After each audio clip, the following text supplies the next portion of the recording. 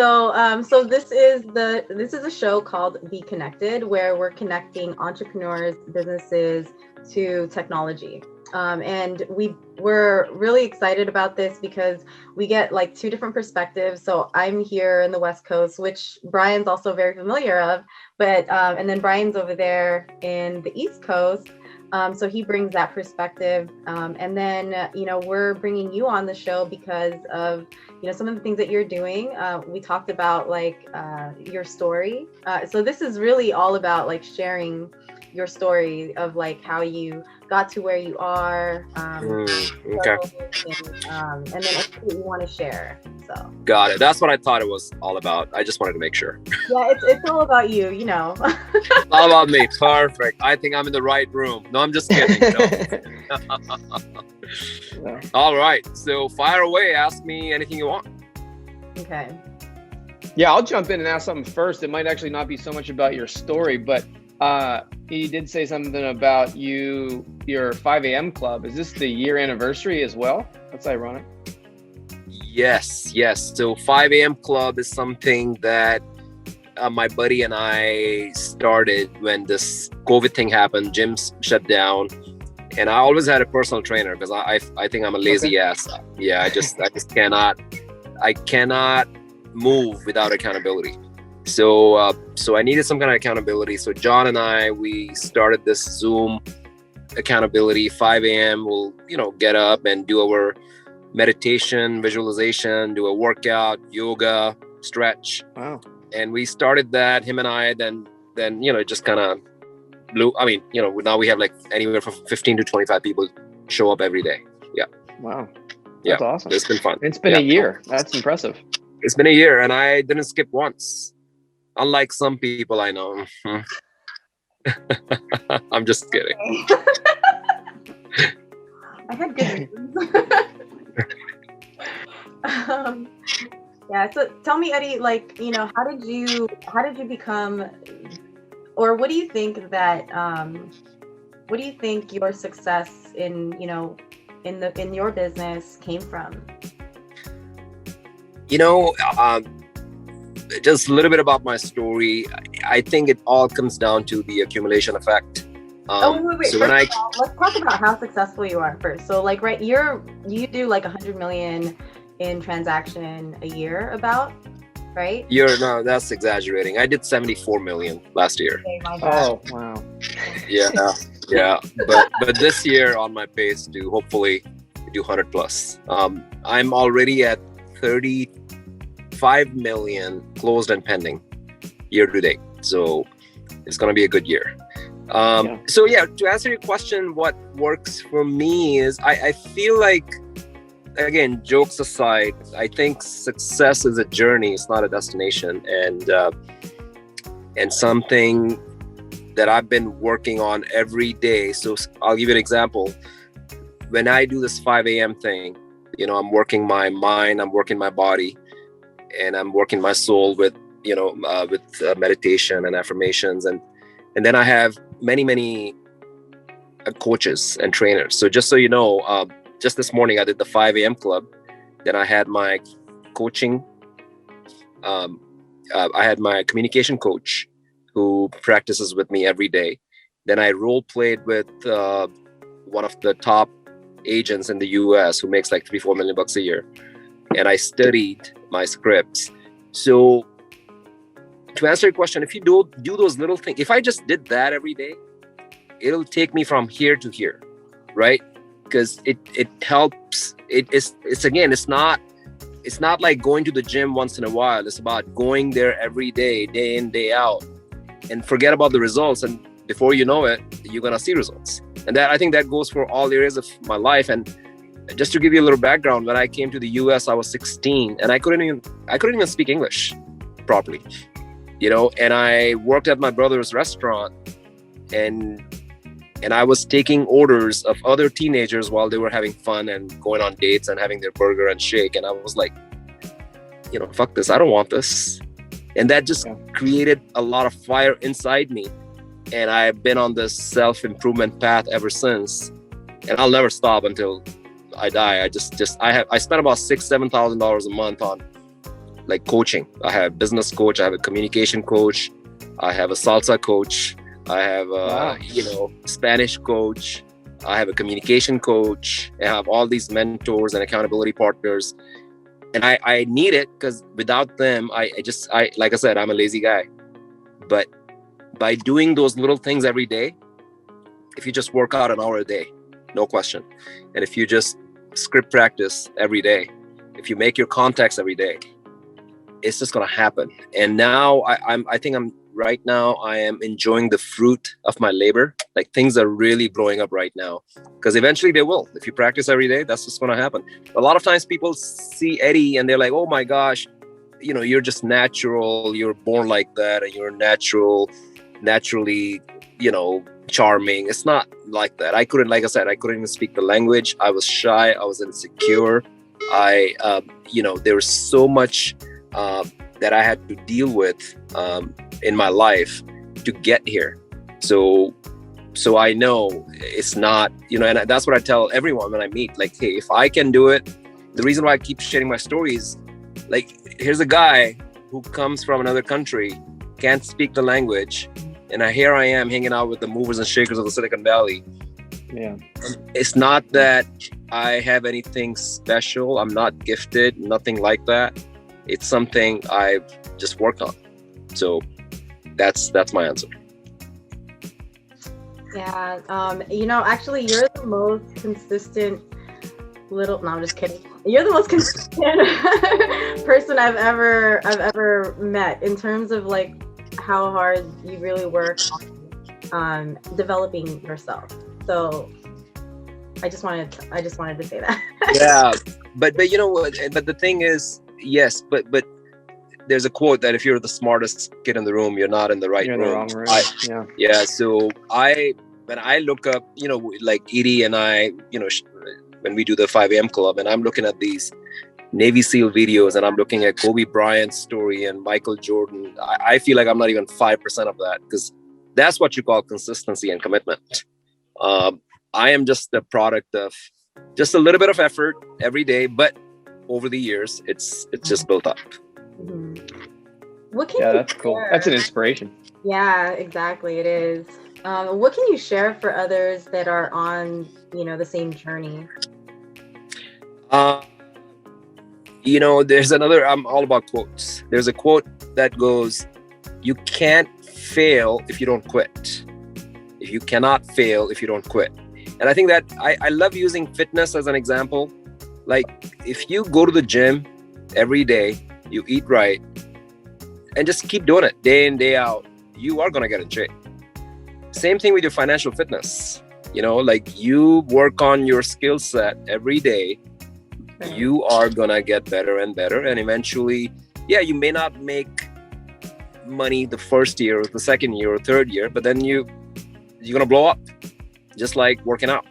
So that's what I'll tell people, that, hey, you just have to be committed and look at examples like me, immigrants coming in here and doing so well only because they worked on themselves. And I'll never be satisfied. You guys know Grant Cardone? Mm-hmm. Oh yeah. I'll never be. I don't care if I'm making millions, billions, trillions. I'll just never be satisfied, because I'm not. It's not about money. It's about the growth for me, personal growth. Yeah, and it's interesting. You brought up a good point of how people see always the end result. They don't get it. They don't know how much money and time you're investing. They always see the output, whether it be Grant Cardone, Gary Vee, any social media influencer. They always see that, and they just put these assumptions that it was so easy for them, or someone helped them along the way. And that is probably one of the biggest misconceptions of successful people, is actually the work that has to go into being successful, because that's not the fun part. You see, people like to see the planes, the cars, the clothes, but the part that makes them successful is actually getting up at 5 a.m., paying for coaches and seeking those out, where some people might not even know what a communication coach is. That's pretty impressive. Well, yeah, no, thank you. And it's just, like, and I use this analogy, like, you see a big tree and you see the big trunk and like, oh my gosh, what a big tree. But people don't realize that tree is big, but it has gone through droughts, it's gone through storms, it's gone through rain, it's gone through floods, and now you're looking at a beautiful tree, but the tree has gone through a lot. And you're right, you see a lot of successful people, and a lot of people just assume that they were just lucky somehow. But if you have that kind of mindset, then there's something wrong with your wiring. Yep. You're right. And that's a big thing too. It's everyone wants to put down, like there was a saying that was going around for a while. It's like people who used to like look up to people in the limos. Now they want to like shame them for something. It's like, it's so much easier to put a negative spin on someone who's successful versus, aspire to understand what made them successful. Right. So that's a great point that you're saying. And it's the words that you're saying are mindset, accountability, like those, just hearing you speak, those are in your foundation. And once you build those habits and that framework in your day-to-day life, it pays off. Whether it doesn't always have to be financially, it could just be hanging out with the right people or having the right opportunities. And success is defined differently by everybody. But I mean, you're obviously successful. That's great. I feel like your network is your network. It's the people you know. But you can sell a house, but if you have good friends, something that I know a lot of people who are friends. Another quote this Monday goes, I know people who are so poor that all they So you don't want to be just So much great is like cars and all that crap is great, but I would rather make less money, have connections with Mark Zuckerbergs and Elon Musk of the world, and have good friends and make a difference. That'll be more satisfying. Yeah. I mean, there's a saying I think Gary Vee says, it's like people rather cry in their Mercedes than smile in their Honda. I mean, people try to fake it till they make it, or fake it and just and they're trying to be someone to impress people they don't even like. It's just, our framework is just wrong in a lot of different ways. But that's when your network comes into play, right? If you have people boosting you up, then you look at it differently. Like, that's why I really, really enjoy being on calls with people in California. Like, I was just on an hour call with my uncle, who's probably my biggest inspiration. And he's writing a book. He's a startups. He's talking about moving and shaking. And it's like, how do you find time for all this? And he's always in a positive mood. And, just like when you talk to people like that, it changes your outlook. Like, crap happens throughout the day. And if you're hanging out with people who are pessimistic and just looking for reasons to be down, you're naturally going to be down. But when you talk to someone like that, you're like, you can't help but get energized. It's you are who you hang out with. So, I call my buddy up and I'm just complaining about my life, that how busy I am, it sucks. And he's like, boo-hoo, Eddie, boo-hoo, cry me a river. There are people out there who are doing construction work and, making, $20-30 an hour, and you're complaining, driving your BMW and making some calls. So and sometimes that's what you want to hear. Like, boom. Instead of, oh, Eddie, take a break. Why don't you take a vacation, take a month off? Well, I've purposely surrounded myself with people who are like, screw you, Eddie, you ain't shit. Yeah. So I love that. I love tough love. Yeah, I do too. Yeah. That's why I'm always picking on her, like, get to work. I know. Actually, what's funny is the other day I was like, hey, I've been consistent with like my gratitudes, and I was like, aren't you proud of me? And he was like, shh, come back when you've done that for 5 years. He's like, you want a fucking trophy? I'm like, okay. Yeah. But yeah. So, what kind of projects do you have coming up this year? Like, are you talking about business ventures, or are you talking about my real estate? Both actually. So both. I know that you're going towards like your goal is over 100 million this year, but I know that you have other ventures. I think like a medical. Yeah, go ahead. An idea, like, so I have multiple properties all over the US. I spent like $1 million in cash investing in recent properties in Austin, and money in the stock market. Okay. Oh, wow. That, and guess what? When I did that, I had literally $500 left in my 500 bucks. What do you got? Actually had to borrow money from my daughter's account to pay a couple of small bills. Yeah. But obviously I got paid a couple of days ago and I'm fine. But I like that. Like on the end. But obviously I have access to money if I sell my stocks and line of credit. But that's just to give you an example. That's what I just play these games with myself. Otherwise, you get complacent. You have a little bit of money sitting in your account. You're like, I'm good. But I try not to see it. So to answer your questions, I'm investing in my business, and I'm investing in real estate and syndications and stock market. That's what I'm doing right now. And I'm always open to business ventures. I was talking to a person who has a bourbon company in Austin, Texas. So thinking about becoming partner with them, but not sure yet because I'm really stressed at the moment. But I'm investing money in my business. To give you an example, in business, I just signed up with my buddy Jordan. We're going after Palo Alto, 30,000 homes. So we're gonna start going after 30,000 homes every other week, and we're sending out flyers, which costs a lot of money, by the way. So that's an example of just going all in. So Jordan Mott? With Jordan Mott, yeah. Okay.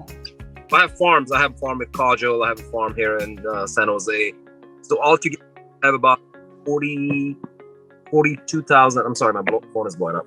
42,000 homes that I'll be farming every month. So that's an example of working on my business. Right. Then I'll a couple of really, like I hired an operation manager.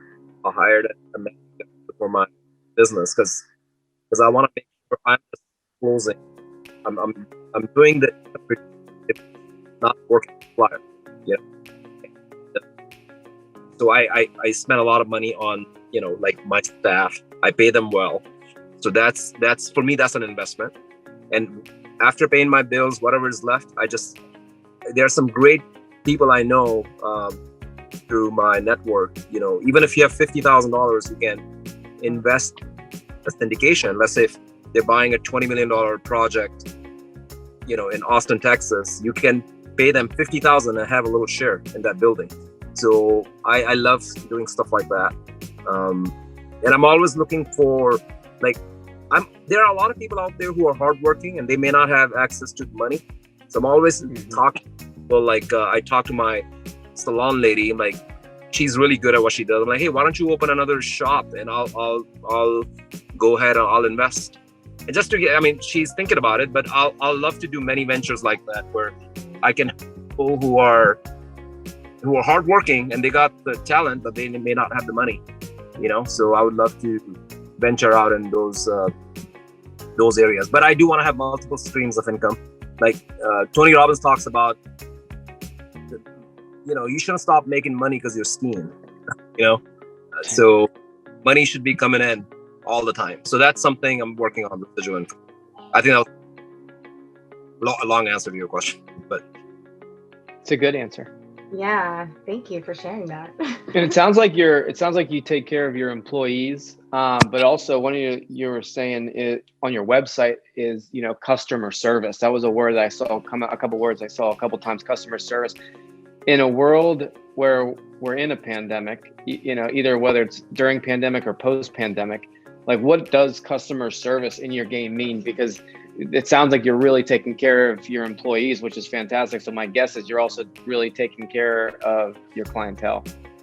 I think for me, customer service is communication, communication. If you just communicate with your clients, even if things are going south, as long as you communicate with them, they will appreciate you because it's not your fault. Let's say I list your home and the market tanks and you're like, Eddie, what the hell? But as long as I communicate every couple of days, hey, this is what's happening, this is what's going on. So I think communication is the key more than anything else. because a lot of times, a lot of agents, they don't communicate. And that's something, I'm not saying I'm the best. I still have a long ways to go, but that's something I'm working on. And I'm really working on, honing that talent with providing excellent communication skills to my clients. And people, for the most part, I think I do a reasonable job, and most people, they really appreciate it, but I know I can do better. So to me, to answer your question, yeah, customer service is communication. It's something, so I don't want to say it's simple, because it's not simple, but it is an element, at least common sense, if you will. And so many people, even in relationships, it might not even be a business relationship, but in communication, sometimes if you just had that conversation a little earlier, you just had that sort of uncomfortable moment, it leads to so much better business, so much better relationship, better on both sides. And, it's communication, that's the key. And then obviously, I like to keep in touch with my clients. And I've become, Edie knows one of my clients, Kamal, he was an expired listing. And he's one of my best friends, and I'm actually buying properties and investing money in stock market. We hang out every week. It's like a ritual now. We hang out every week. We'll get the finest wine, and we'll order the best meal, and we'll just kind of celebrate every week. We do that. I've never been invited to this. No, I'm just kidding. You can join us next time. Why don't you join us? You can join us next time. Yeah. I have to ask, what's your favorite kind of wine? I love Cabernet from Napa, especially Napa Valley wine. Just love it. Napa. Yeah. How about you? I like Cabs and Pinots, especially out there in the Bay Area. I mean, I really became a fan of the Ruby Hill vineyard out there. We can't get it shipped out here. I did have my uncle actually ship me some of the Ruby Hills, but I'm a big Pinot and Cab fan myself. Yeah. No, I love Cab. Or any kind of alcohol, basically. Yeah. Well, Edie, like Bailey's and almond and coffee, right? I just anything and everything. Whiskey, beer, bring it. I enjoy good drinks. Yeah. He sends a lot of stuff out to his database, and he even sends me stuff. I'm like, what do you do? But I get like wine glasses and like, what was the other one? Like, was it Scotch glasses or something? Well, that's okay. And that's to give you an idea. Calendars, last year I sent out almost 500 gifts. Wow. And I do it personally. I sit down, it takes me hours. It takes me good, 30, 40 hours, because it's a lot of 500 gifts is a lot. But I do it, and I try to touch them, because I know Edie likes, and it's not like just random, Jack in the Box kind of gift. Right. I think about what they like. If they like wine, I'll send them wine glasses, and I like to touch them, and without any expectations that they're gonna give me something, and I do that, and it touches people, because if you're into books, I'll send you a nice book. If you're into, if you don't drink and you love to entertain, I'll send you a cutting board, nice one, just like, and they're not that expensive. I mean, but I do that, and it's people appreciate it. So when you do things like that out of not expectation, right? And that's truly who you are, because there's people in sales who do that almost, and then like you said, they're actually thoughtful gifts. They're not just tchotchkes or little things that you had and it's just like you're doing to do. It's not branding. That means a lot. Like that. Yeah, that's awesome. Yeah, no, I think that's something unique. I love that quote from Bruce Lee that, he goes, take what's useful, disregard what's not, and add what's uniquely your own. So when you're learning, you may not like Mike Ferry, but you don't have to like him. Take what's going to work for you and disregard that's not, and then add what is we're all unique human beings, So these kind of things that I do, I know they're unique. I know I can guarantee you that nobody in the world probably does that, like 500 gifts. And I want to make that number to 1,000, 2,000. And it's just my way of connecting with people, and people, I'm sure when Edie drinks wine, I'm like, oh, this is from that dumbass Eddie, but I love it, it's just connecting with people, just staying in their face. Like, Edie, I'm not going anywhere. Yeah. That's awesome. Guys, I'm sorry. I have to. Can we wrap it up in like 2 minutes? Yeah. Absolutely. Okay. Yeah. Okay. Just one thing that I was just going to ask, like, one final thought that you wanted to share. Well, I think one thing I've been learning, it's not like, when you look at me, you think, man, this guy is so motivated and so, successful and all that. And first of all, I think of myself, I ain't shit. I haven't done nothing yet. And I have my days. I mean, like this morning, I didn't want to get up. I go through my mood swings. My daughter is a teenager. When she is, she's mean to me, it depresses me a little bit. So I go through all those emotions, but the name of the game is consistency, right? You just put shit on your calendar, work out, scripts, make the calls, and take care of yourself, meditate, and just do it day in, day out, and just watch what happens. Just like going to the gym, just make a commitment. And if you can't do it like me, I am a lazy ass I can be lazy, but we human beings, we won't do things for ourselves, but we'll do it for other people. So if I know Edie's waiting for me at the gym, then I'll probably get up like, oh shit, man, it's waiting for me. So hire coaches, hire mentors, hire accountability. Get accountability partners, and just get your ass to work. That's good. I was just gonna say, like, yeah, that is the hardest part, is like just getting over the mindset of like being tired, or like anything that's happening in your life. And it's definitely helped me a lot, just like knowing you and then working with you, and then with the 5 a.m. crew. Like I think even especially during the pandemic, I was going through a lot during that time, but this is like the consistency. And, that's powerful. It is. It's really powerful. Brian, join us sometimes. Maybe I will. If I get an invite, I'm in. All right. I think what you guys just said is find out what can hold you accountable. Whatever that looks like, hold yourself accountable. Right. So thanks for your time, Eddie. It was a pleasure meeting you. Thank you, guys. Nice meeting you, Brian. All right. See you, bud. Okay. Bye. Bye.